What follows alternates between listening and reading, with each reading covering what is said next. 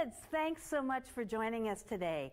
We have some new exciting stuff for you to watch this week, more arts and crafts, some cool new things to try at home, and of course, some more awesome music.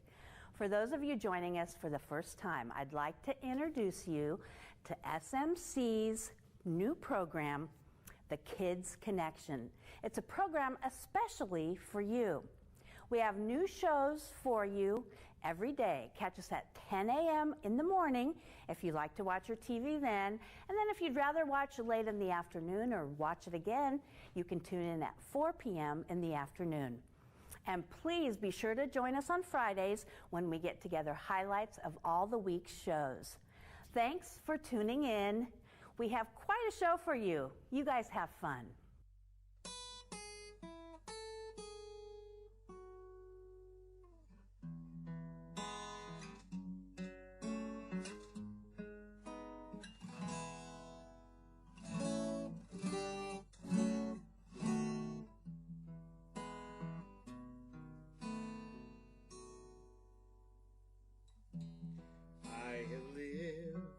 In the darkness for so long, I am waiting for the light to shine. Far beyond horizons I have seen, beyond the things I've been, beyond the dreams I've dreamed, other things I've done. In fact, each and every one are the way that I was taught to run. I am waiting for the light to shine. I am waiting for the light to shine. I have lived in the darkness for so long, I am waiting for the light to shine.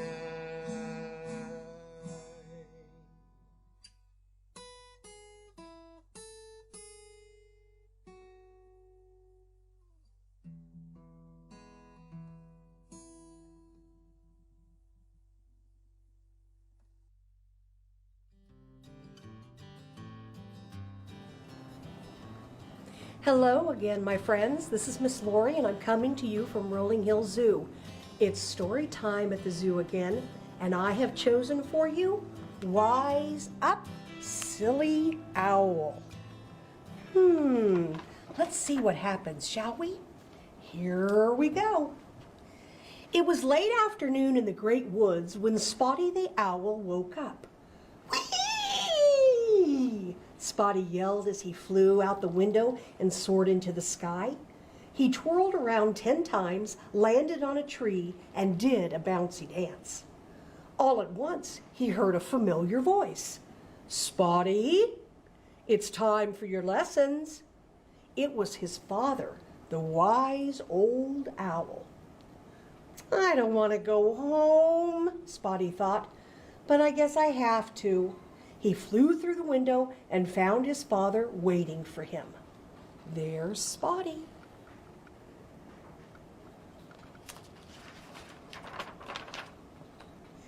"Let's begin," his father said. "Today's lesson will be birds of a feather flock together." And his father lectured. Spotty slid his chair and stood on his head. Then he made silly faces. "Spotty?" Father Owl said angrily. "You're not listening. How are you going to become a wise owl and help the forest animals?" "But I don't want to be a wise owl," Spotty answered. "I just want to be silly." His ancestors were horrified. Just then, a blue jay flew in through the window with a note. "Oh, there's his father. There's Spotty being silly." And look at all the ancestors, horrified. They don't want little Spotty to be silly. Father Owl turned to Spotty. "Oh dear, I have to help your Aunt Evelyn fix her leaky roof. While I'm away, you're in charge." Spotty nodded. "Now try to remember some of what I taught you," Father Owl said as he walked off. "I should be back tomorrow. Goodbye." "This will be easy," Spotty thought. "I'll just pretend to be wise. Nobody will know I'm not." His ancestors watching from the pictures on the wall weren't so sure. Oh, goodness. There's Father, there's the bluebird. And there's the letter from Aunt Evelyn.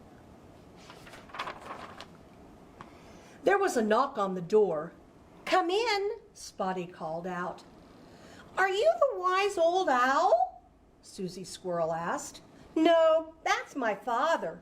He had to go away. How can I help you?" "Well, I forgot where I buried my acorns," Susie began, "and it's almost winter." Spotty tried to look thoughtful, and then he sang. "Climb a tree, dance around, run and jump, look on the ground." "Now you may go," Spotty said. "Goodbye." Okay, there's Susie the squirrel. Susie scurried off. After a few seconds, Spotty followed her to see what would happen, and Susie did exactly what she was told. After a dozen acorns fell to the ground, she happily gathered them. "That young owl is very wise," she said excitedly. She told her friends and neighbors all about it. "This wise stuff is a snap," Spotty said as he flew home. There's all those acorns. Look at that. The next morning, Max Beaver showed up. "Susie told me you gave good advice," Max said. "I have a problem too." "Well, what is it?" Spotty asked. "Every time I build a dam, it falls apart," Max exclaimed. "What should I do?" Spotty smiled wisely and sang, "Gather sticks, pile them tall, sit on top and have a ball." Oh, there's Max the Beaver.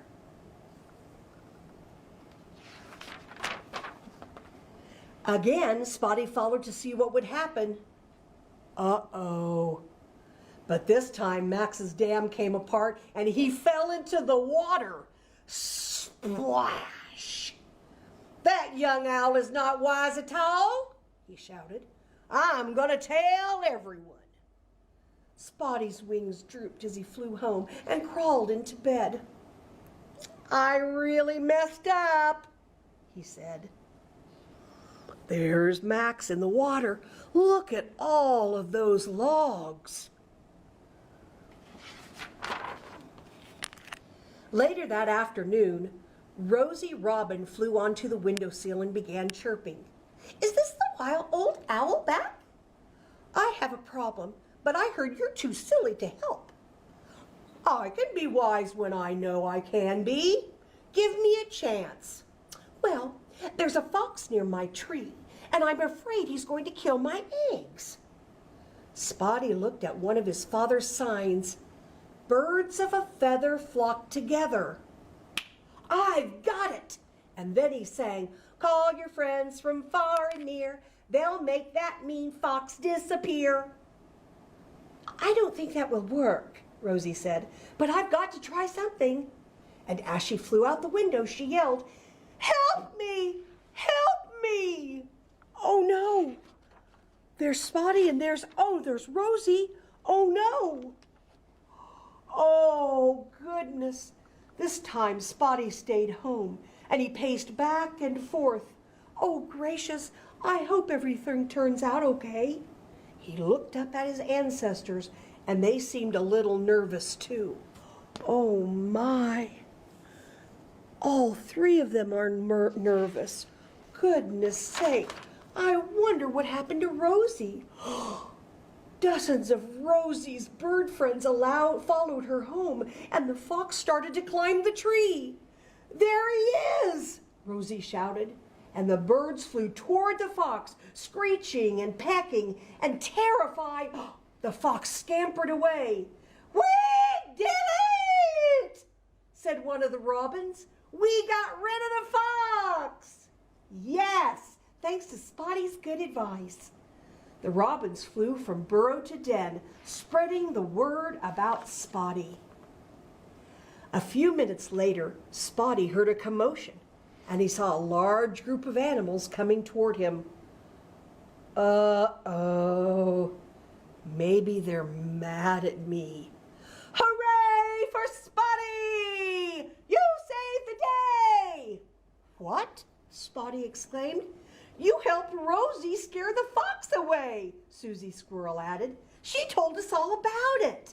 "Let's have a party for Spotty, the wise young owl," Rosie said.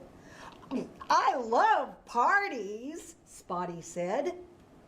Goodness sake, look at all of the animals that are joining. Birds, raccoons, robins, squirrels. The forest animals were dancing to the music of the Rockin' Rabbits when the wise old owl came home. "What's going on?" "We're having a party. Your son's wise words helped me save my eggs from the fox." "Hooray for Spotty!" the other animals cheered. Even Max the beaver joined in. Wise old owl put his wing around Spotty and smiled. "I'm very proud of you." Then he sang, "Let's celebrate, it's no surprise. I have a son who's very wise." There they are. All right. Well, that was very, very nice. I like that story. How about you? Now, Miss Jessica is going to introduce you to a very special animal, our owl at Rolling Hill Zoo. So you take care, and we'll see you next time. Bye, friends. Thank you for Miss Lori for reading that book, Wise Up, Silly Owl. And I have with me today our Eastern Screech Owl, Jupiter. And she actually will be a year old this upcoming month in April on the 12th. So if you guys would like, is comment below and wish her a happy birthday on the 12th. These guys can live up to about 20 years in captivity, but they don't live that long in the wild. It's typically around 8 to 10 years, and that's because they have a lot of different predators. They're actually very old if they reach that age in the wild because of predators. When they're young, or what they call juveniles, they only have a 70% chance of survival, and that's because of the great horned owls, barred owls, skunks, raccoons, and snakes actually prey upon these guys. Now these guys themselves are actually predators themselves, and they will eat snakes and rodents, amphibians, and also insects. Now these guys do something really cool. It's kind of gross, but cool. They do something as they produce what they call a pellet. And the reason why they do that is because their stomachs can't digest the hard exoskeletons of insects or the bones and the fur of the rodents that they might eat. So they actually regurgitate those, and it comes out in a pellet form, or a round little ball. And that actually provides other bacteria and actually cleans their crop as it regurgitates. So it's a very healthy thing for them to do that. Now, as you can see, Jupiter is kind of staring right into the camera pretty good for us, and she is pretty curious, but she's also very thin right now. She's never been on camera, so she might be a little camera shy, but that's actually what they do for protection in the wild. When they're up in trees, they'll make themselves look super skinny to try to replicate a tree branch. If that doesn't work, then they're of course going to fly away. These guys can actually flap their wings to about 5 strokes a second if they really get going. Now, owls have a very special wing with their species, and it's a serrated, so that whenever they prey upon their animals, it's almost like a sneak attack because their prey don't hear them coming. These guys, of course, are going to be nocturnal, which means they're active at night, and they have a very cool eye. If you can notice, I'll see if I can get her to move her head just a little bit. She says no, she's focusing on the camera. Can I get you to move your head? No? She says no. They actually have a cylindrical eye, and that's why owls can move their head 270 degrees. Now, you and I have very round eyes, and so we can move our eyes about in the eye sockets. These guys can't, and that's why they are able to move their head.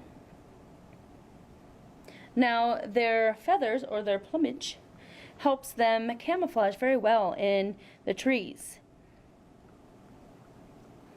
She's just frozen. Now, these guys actually don't typically build nests. They actually take over nests that are already there, or just holes in trees or burrows, or even man-made bird houses. So as we're all kind of stuck inside, that might be a fun project, is look up some really cool bird houses that you can make for different species in your area. And I'm sure that they would enjoy that. But these guys, after about 26 days, their eggs will hatch. They have about 3 to 8 eggs. These guys actually have a few different nicknames that they have, and one is little-eared owl and little great-horned owl, as well as eastern screech owl. Now, they're very, very similar to the western screech owl, except for their colors are going to be different.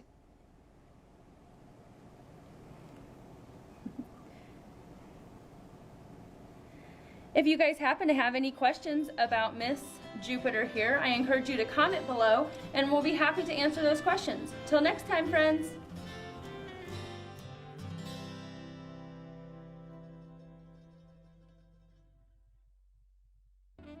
Hope you're hanging in there.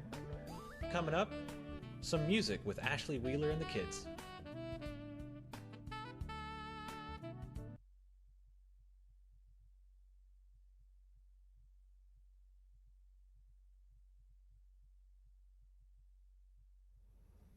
All right. Well, we'd like to thank you guys for having us. Our last segment is going to be a song tribute to one of our favorite shows called Big City Greens. Watch on Disney Channel. And it features brother and sister Tilly and Cricket, featured here in the background. Yes. Cricket drawn by Fiona, and then Tilly over here by Roslyn. So we're going to go ahead and sing for you.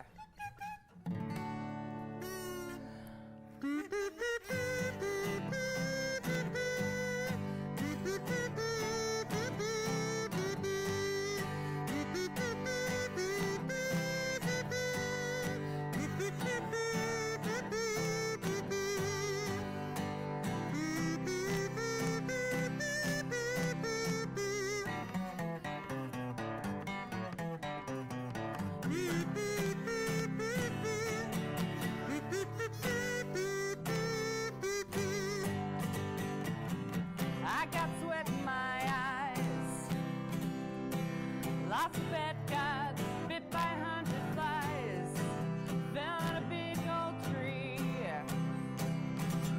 Every branch had scraped up both my knees. I got chased by a dog, licked by a frog, got a rash on my leg, dropped a dozen eggs. I got sweat in my eyes, lost a bet, got bit by 100 flies, fell out a big old tree. Every branch had scraped up both my knees. I got chased by a dog, licked by a frog, got a rash on my leg, dropped a dozen eggs.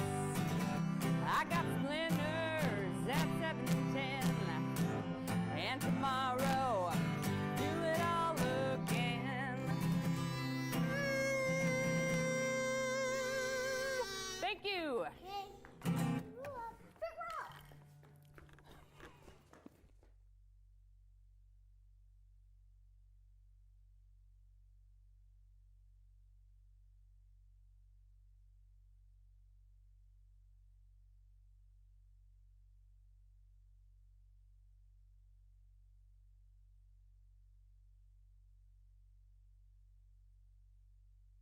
Hi, my name is Dr. Lee Norman, and I'm the Secretary of the Kansas Department of Health and Environment. And we've gotten a lot of questions from children over these past months now, and they still keep coming in, and they're still good questions, and I think it's still really important to talk to kids and answer their questions and kind of understand what they're thinking about. A couple of them today. Did coronavirus start from bats? Good question, Ian. Did the coronavirus start from bats? And the answer to that is not entirely, but a little bit. There have always been coronaviruses around. There's many different types. But the thing that made this one different and where the bat comes in is that some of the genetic material inside the virus is from bat DNA and from also pangolin, which is a spiny anteater, has some genetic material in there too. So that makes for a mixture of what causes that virus to be so troublesome, like it is really. And yes, there's a little bit of bat in there. Next question. How did coronavirus spread around the world? Isaac, another good question. How did the coronavirus spread around the world? Well, it spread in people, because people are the ones that carry that particular virus. And if you can imagine a globe, a round globe of the world, and imagine somebody from, we'll start with China, since that's where it originated, flying to Europe. And imagine a piece of spaghetti, for example, there. And then somebody from Europe flies up to England and then to the United States. What you eventually would see is that the whole globe would be just covered with spaghetti from all this people movement. And then once it lands in a particular town or a particular city, then it spreads from person to person. Also, through the things we've talked about a lot, which are hand washing. You can get it from touching surfaces. You especially get it from coughing or sneezing on somebody, which is why we emphasize wearing masks for those people 8 years old and older. And also, of course, from touching eyes, nose, and that kind of thing. So the hand hygiene and preventing coughing and sneezing will help a lot to stop that. You don't want to make one more piece of spaghetti on the globe, and we have to stop it that way. This is Lee Norman, Secretary of Health and Environment, and questions from...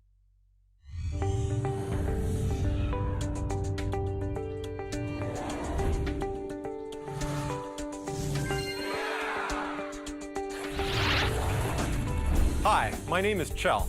And I'm Dottie. And we're NASA astronauts. As astronauts, we spend a lot of time in the gym, working out and preparing to go into space. For each mission, astronauts spend 2 hours a day, 3 days a week in the gym and classroom until they fly into space. The cool part is that most of the training we do here in the astronaut gym, you can do too, wherever you are. Astronauts living in space use their muscles differently because of the lack of gravity, resulting in a decrease in agility over time. Today we're going to share an activity that will help you improve your agility. Get ready. The Agility Astro course will help you train like an astronaut. For the Agility Astro course activity, you will need a few basic items, some cones, and a stopwatch. Using the cones, lay out a course with multiple direction changes. You begin the course laying face down on the ground. When the time starts, jump to your feet and run the entire course as fast as you can. Your goal is to complete the course without touching or knocking down any of the cones.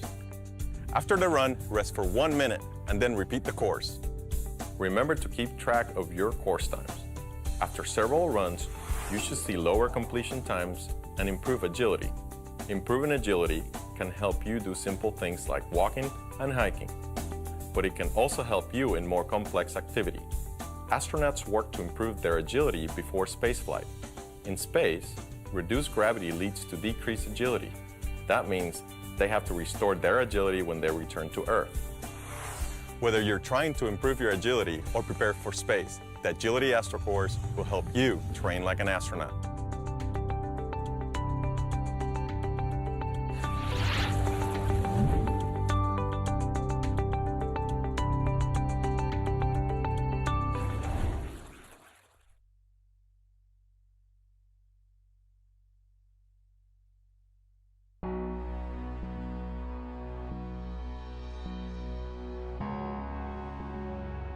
Wow, we're making history again.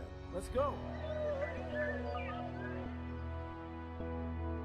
We are one step by one step accomplishing what we need to do as a nation to lead again in space, and it's not just rhetoric.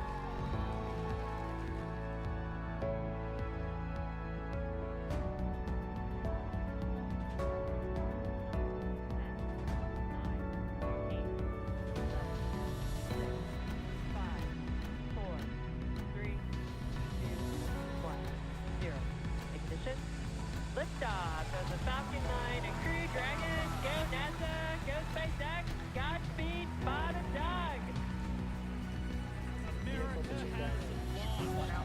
Today we once again proudly launch American astronauts on American rockets, the best in the world, from right here on American soil.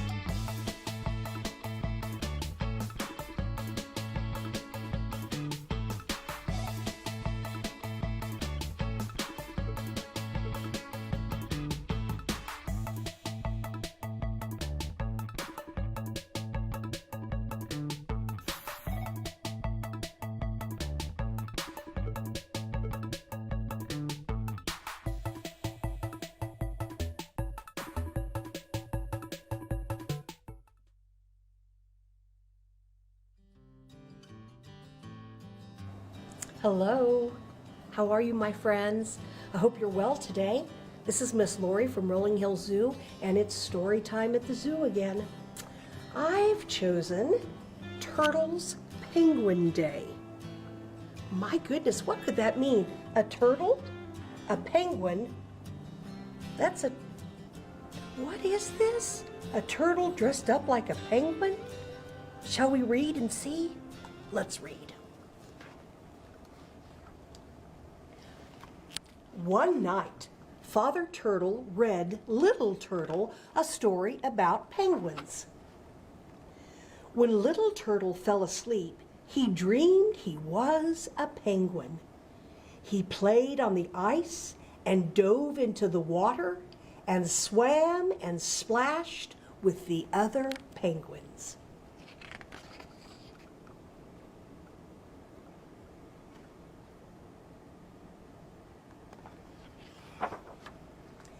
In the morning, Little Turtle decided he wanted to be a penguin.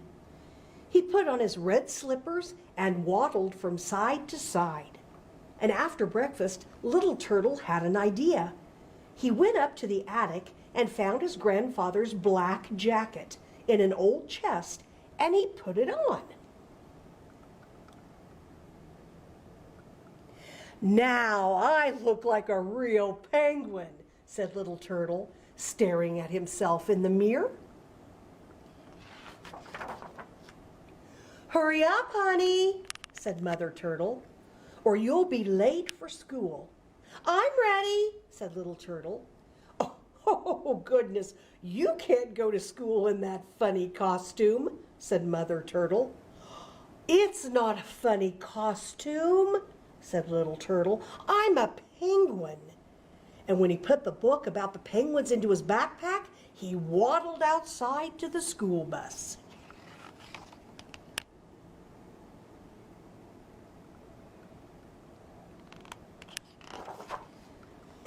"Hello, Little Turtle," called the kids on the school bus. "Great costume." Thank you, said Little Turtle. I'm a penguin from the South Pole.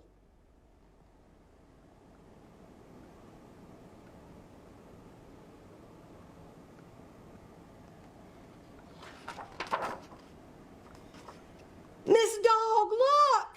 Cried the children when they got to school. We have a penguin in the class. Oh my, said Miss Dog. Why do you look like a penguin today, Little Turtle? Oh, there's Miss Dog, the teacher. Look at all the friends looking at Little Turtle. Because Daddy read me a book about penguins last night, said Little Turtle. I love penguins.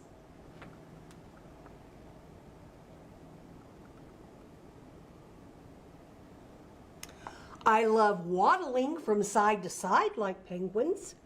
I love sliding on my belly like penguins do. I even love to sleep standing up like penguins do, said the Little Turtle. There he is, waddling, sliding, standing up, sleeping.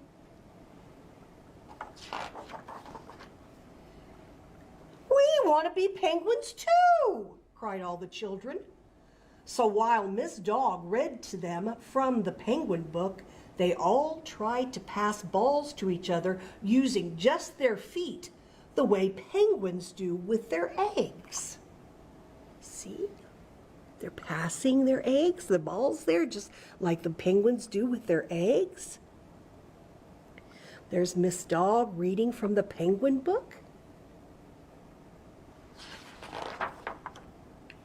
And when they had recess, Little Turtle and his friends slid down the slide on their bellies, pretending they were penguins sliding on the ice. Woo!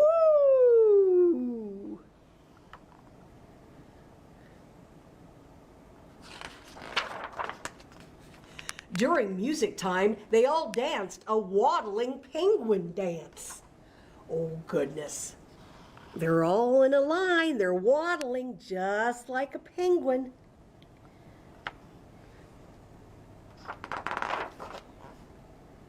And at nap time, all they dreamed about were penguin dreams.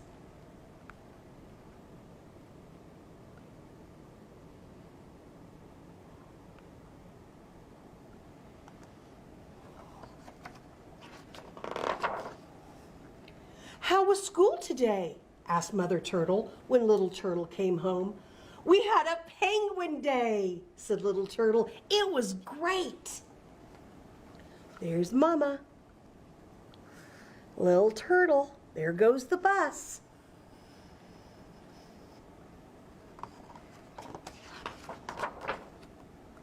That night, Little Turtle ate fish-shaped crackers with dinner because penguins love fish.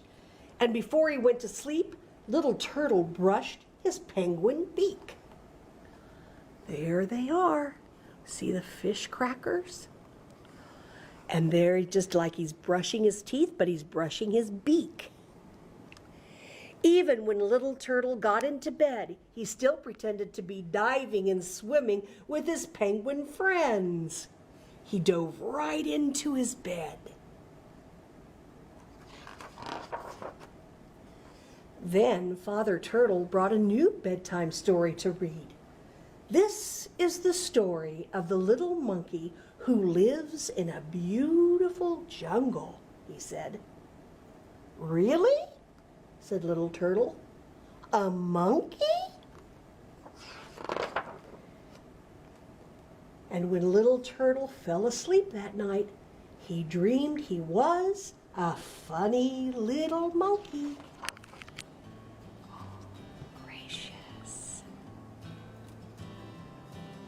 I hope you have a good day, and thank you so much for coming, and see you next time. Bye-bye. Thank you, Miss Lori, for reading Turtle's Penguin Day. Now, I have brought a very special guest, and it's actually special to the state of Kansas as well, is April, our ornate fox turtle. if most of you don't know this, the box turtle is the state of Kansas reptile. Now, box turtles are really special in themselves because they have something really special on their plastron, or the bottom of their shell. And that's going to be this fancy little hinge down here. And if she feels threatened, she can actually close her front claws and her head all the way in there and close that as well. She can also, she did it a little bit for you. Also, you can always tell if it's a male or female turtle or tortoise if their plastron is concave or if it is flat. So this tells me that she is a female because females have a very flat shell, or their bottom of their plastron is going to be much more flat. Males are going to be concave, which means it's going to have a little bit of a dip in there for them.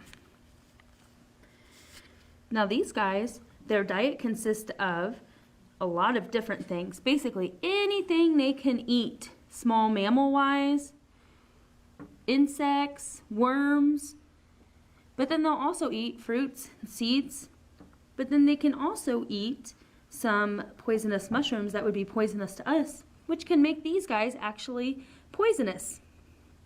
And that would just be if, because the poison can actually linger on their skin. April's on a mission now. Come back this way, girlie. Everybody wants to go in that direction today. So she's a reptile, which means that she has to depend on her environment to stay warm. We are going to start seeing these guys pretty active here shortly in the month of April and through all the way through October. What they're going to do is they're going to do a lot of different things then. And they're going to start eating a whole lot, and then they're going to breed. Now, a lot of people like to do box turtle racing and have them as pets because they're fairly calm and tame. But that's actually part of the reason why these guys are considered near threatened.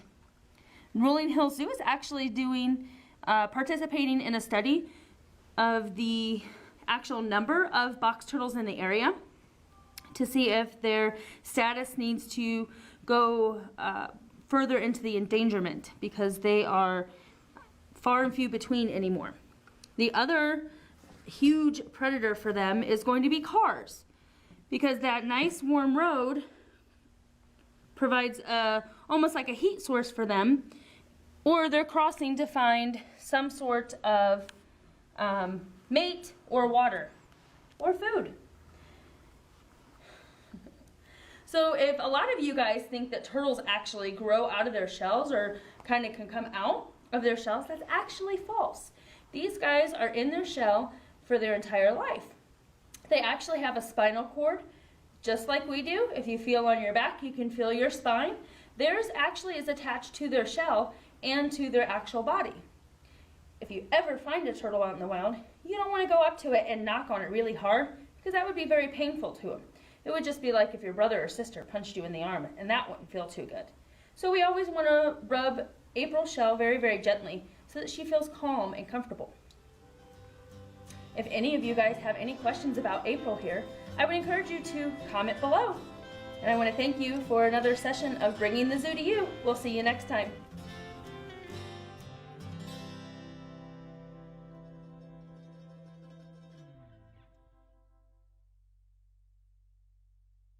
I am going to read the story of Molly and the Tornado.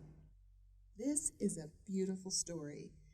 It's powerful and it's comforting, meaning it makes you feel good, even though something not so good happens. Because even though bad things sometimes happen to us, we can always find hope and joy in helping others. This is Molly and the Tornado. It looks like bad weather might be headed our way, Molly, Mr. Hunter said excitedly. He reached down and gave Molly, who is a beautiful, beautiful pet, a pat on the head.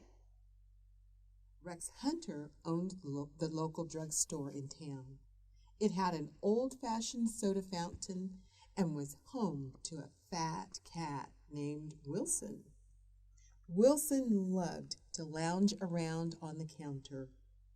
The last time anyone had seen Wilson running was when Molly chased him up and down the store aisles 2 years earlier. Since then, Molly has been forced to wait for her owner outside, but Mr. Hunter always comes to pet her. There are some people at the edge of Greensburg waiting for the storms, Mr. Hunter continued. He was talking to Molly. He pointed off into the distance. They're known as storm spotters. For a small town, these storms can certainly add a lot of excitement. Be safe, Rex, Max said as he walked out of the store. I put the change for the newspaper on your counter. Matt was Molly's owner. He grew up in the town of Greensburg and had known Rex Hunter for all of his life. In such a small town, everyone knows all their neighbors and considers each one like family. That evening, Matt turned on the television and Molly settled into her bed. It was time for her favorite show. However, the television was showing something else. It was a man standing in front of a large map. It's the weatherman, Matt said. There's a major storm coming, said the weatherman. His name was Freeman. Molly was upset that she couldn't watch her show. She was about to bark, but she noticed that Matt had a concerned look on his face. Perhaps her show wasn't as important as what this weatherman had to say. As the evening went on, the weatherman broke in more and more. Each time he got more excited, and Matt got more worried. Molly gave up trying to watch her favorite show, and instead she settled in to sleep. At 9:40, a loud siren rang out. Molly jumped out of her bed. It was a tornado siren. Matt was already busy putting some items into a bag. Come on, Molly, Matt said. Let's head to the neighbor's house. His basement is tornado-proof, and we'll be safe. When they arrived at the basement was already filled with people and other pets. In total, there were 11 people, 3 dogs, a parakeet, and 4 turtles. It was enough people for a party, thought Molly, but no one looked like they felt like celebrating. Everyone had concerned looks on their face. The tornado was very loud and windy. You could hear clangs and booms, and the debris flew against the house. Everyone held hands and huddled together. Each time there was a loud noise, people would squeeze their hands tighter. The wind and noise lasted for about 8.5 minutes, but it seemed longer for Molly. During that time, the people in the basement were very brave. Sometimes they said a prayer or hummed songs. Molly realized that the animals were nervous too and decided to howl a soft song for them. Even the turtles popped their heads out of their shells to listen to Molly's soothing song. It's over, Matt sighed. There was a great sense of relief in the room. Molly, you stay here with the others. I'm going to have a look around outside. Matt pushed on the basement door. A tree branch had fallen and blocked it. A few other neighbors came over to help. By working together, they managed to push the door open and get to the outside. The tornado had demolished everything. Homes were destroyed and trees were laying on the ground. Matt and other neighbors made sure that no one was calling for help and then returned to the basement. After waiting a few hours, Molly's ear perked up. She thought she heard some noises outside. It sounded like some people and a vehicle. She climbed to the top of the basement and started to bark. A rescue worker heard Molly and immediately ran over. Everyone came out of the basement and boarded a school bus. Molly had never ridden on a school bus before, and she wondered where it was headed. The school bus arrived at a high school in a nearby town, 10 miles away. The rescue workers had converted the school gym into a shelter. It was filled with food, water, beds, and a lot of people and animals. Molly walked around and saw a lot of sad faces. The people of Greensburg had lost their houses and everything they owned. Molly knew what this felt like because she lost her home and her favorite toys as well. She greeted each person with a gentle nuzzle. Everyone gave her a pat on the head and a soft smile. As she continued to walk around the shelter, she noticed Mr. Hunter. "Molly, I'm glad you're all right. That was quite a tornado," Mr. Hunter said, as Molly put her head on his lap. "I lost my whole store, the old soda fountain too, but I still have Wilson." Molly noticed the orange cat sitting next to him. Wilson wasn't hissing this time, and Molly wasn't about to chase him. This was a time to be together. "Well, I can always rebuild the store, and people can rebuild their homes," Mr. Hunter continued. "The important thing is that I see a lot of familiar faces here that are safe." It was 3 more days until they could return to town. A few more storms had passed through the area, but not as bad as that tornado. Everyone was eager to get back to start rebuilding their home and their future. Once they did return to Greensburg, they found out that they were not alone. Volunteers from all over came to help clean up the mess and rebuild homes. Some of the volunteers had been in tornadoes, and some had even been in floods.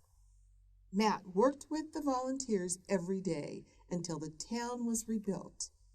Molly decided that she wanted to help too. Molly worked for Dr. Dorman at the vet clinic and helped reunite people with their lost animals.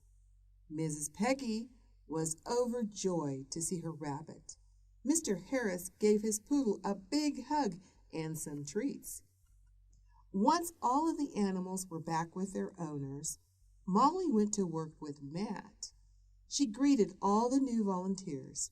Over 14,000 people arrived during a span of 2.5 years. They all said the same thing. When disaster struck our community, people came to help us. So we are paying it forward. Houses were rebuilt and toys were replaced. Even the old soda fountain was working again, but in a new location. Molly was very thankful for all of the volunteers who came to help. She thought about what it meant to pay it forward. Matt told her it means when someone does something nice for you, that you do something nice for someone else. Molly decided she wanted to help others and began traveling around the world with Matt.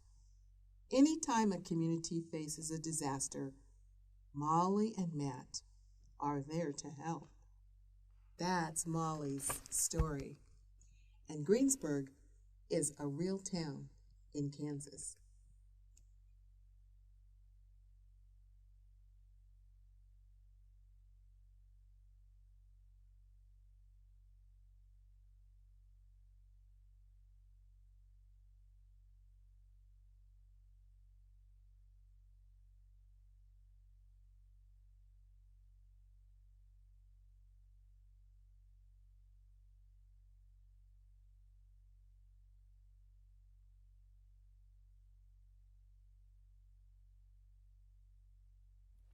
Hello there, we are the Wheelers, and my name is Ashley. I've got Roslyn with me and Fiona, and we're going to show you kids some fun things to do.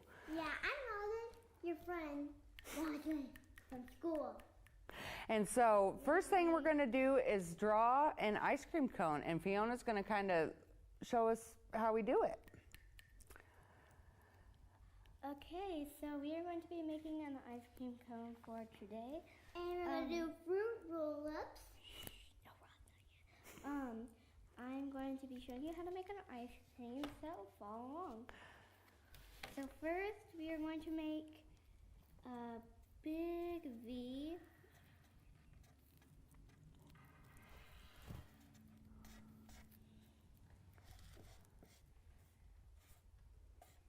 And then when you are done with that, we are going to make like a skinny cloud. Starting like this and that, like that. And then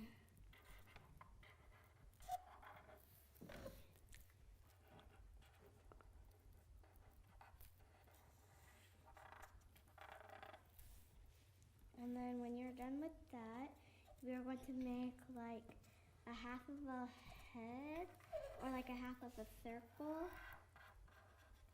And then do it like that. And then we're going to do a double dip. So we are going to make another cloud like a half of a cloud this time because the top of it is covering it. So once you have that finished, which it shouldn't take you long, you're going to make one more circle, and then you're going to look at your page, see if you like it. But if you want, you can make some differences if you want real quick. So now we're going to make some whipped cream on the top. So we are going to, it's a little hard. So you're going to want to make like a curve down and a curve sliding. And then you're going to want to make a littler curve there, like that. Oh, that's cool chocolate. And then you can make a circle for the cherry. And then we're gonna make a stem going halfway up like that. And then once you have that finished, we are going to make the sprinkles. So let's start making the sprinkles. If you want, you can use a pencil, but I decided to use a Sharpie. So you can decide how many sprinkles you want. You can make like drops or skinny circles. You can make how big you want or how small you want. And then once you have that, we're gonna make a hand holding it. So we're gonna go up like that. And then just go up. And then do like a slide down. And then once you have that, I'm going to make some lines like that for the fingers. And once you have that, if you want, you can make some sprinkles up top there. I forgot to do that. And then you're basically done, but if you want, you can make the lines there, but I'm not going to. And then if you want, you can color, but we're not going to color it right now because we might not have enough time. So here's the ice cream cone. And it looks like it's ready to color. And speaking of coloring, we'd like to let you know that you should know the girls' daddy and my husband, Chase Wheeler, owner of True Love Tattoo, right in the heart of downtown Salina. He's going to have these coloring books available. And we just had a lot of pictures that we wanted to color for you. But and we'll keep it posted on Facebook and on their website. What's that? Just when those are available, but it's just got a lot of nice pictures for our kids to color. So just wanted to let you know that these will be available soon.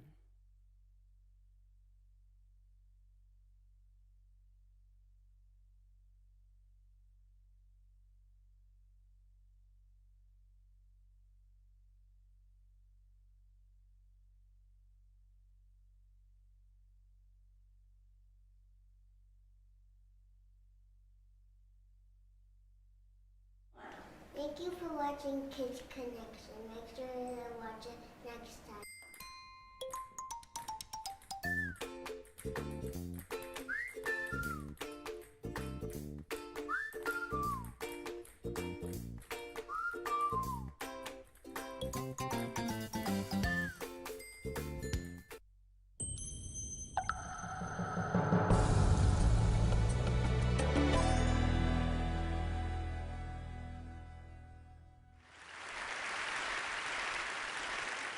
My name's Chris Anderson. I'm the guy lucky enough to run the TED organization. It's a treat to be here with you. Thank you so much for taking time to come and be part of this. This is new for TED. This is, we're known for TED Talks. Here we're going to spend an hour in conversation with some of the world's wisest people, because this is a moment when we need that wisdom more than ever. So we're facing the pandemic that we warned about. These are extraordinary times, times we'll remember for the rest of our lives, I suspect. And it's not like, the battle is just the external battle, the battle against the virus, the decisions that our leaders make. There's this other battle as well that is probably equally as consequential. It's a battle that's going on right inside our minds. I mean, if you're anything like me, you've had this real roller coaster of emotions the last few days, weeks. This is scary. This is different. This is alarming. We don't know what to make of it, a lot of us. And the decisions we make collectively, I think, are going to be hugely consequential. In one scenario, there's a chance that we can use this moment to build community, to build bonds with each other, to get to know each other in different ways, to spend time with people we haven't spent time with, to look for the best in each other. And on another scenario, our fear and anger will drive us apart. I'd like to introduce the questioner in chief, my wonderful colleague, the TED's Current Affairs curator, Whitney Pennington Rogers.